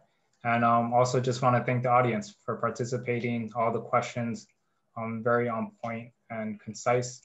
And really appreciate everybody spending their evening with us, with these group of panelists, sharing their time. So with that said, yes, join our website, mitefsfl.org, and look for the upcoming events that we're hosting tomorrow and for next month. We're also working on a series on AI for the next and later on in the spring. So look out for that, and really excited for that. Just want to thank everybody once again, and hope everyone has a great evening. Any last words? I would love to hear 30-second takeaways from each of the panelists. What's one thing you would like for the audience to just take away from your industry or your expertise? I'll go ahead and start. Blockchain is the new internet. If there's one thing you want to take away from this, is just ask yourself, how can you forge your own niche? There's an opportunity for every single one of us. Just ask yourself, say, how do I find my own place within this? But this is a new internet, there is an opportunity, and grab it by the horns. And I would say to everyone that attended, to really dig deep into understanding what blockchain is and how it can apply to your everyday life. As we talk about all the various industries here on the panel today, and to really understand the processes, or try to understand the processes. I would just say that even though like some of us have expertise in certain domains, like I feel like completely like a novice in so many areas. And I think that in a way that humbleness that you described is so important, because there's no Google for the solutions that we are developing here. It's a creative process. We don't know all the answers, but it's through that like humbleness and curiosity that we can innovate. So I would say anyone that is interested in this space, don't let your lack of knowledge hold you back from pursuing and participating. You're just as legitimate and can contribute just as much as any one of us. Yeah, actually, that was going to be similar to what I was going to say. There was, for example, there's a lot of things that Dimitri was talking about that maybe I recognize, but I don't necessarily fully understand in the sense of like where it exactly applies, right? So there's always this like growing, emerging space for continual learning that will always exceed my knowledge base. And I think that was just evidence today. And then also it's just helpful to kind of carry conversations around this with other people. So I've just noticed just in my community, it's a much more prominent topic that people are just interested in learning. So there's definitely a big enough crowd now that wants to be part of that education journey. So you wouldn't have to look too far to your left or right to find someone to be with you on that journey with. Yeah, and just to add what everyone else was saying is educate yourself on blockchain. It's not only for your own benefit, so you'll be living in the future, and perhaps you'll get involved and create the future or create products around that. But also there are going to be positions to be filled, like blockchain architects and blockchain data analysts. And that's something that, if you want to look, in-demand job in the coming years, it's going to be in the blockchain sector. Awesome. All right, great final words. Thank you, everybody. Hope everyone has a great evening. Gemma, I hope you have a great day. I know it's the morning there. And hope everyone has a great evening. Look forward to seeing everyone again. Have a great evening. Bye. Bye. Take it easy. Thanks again.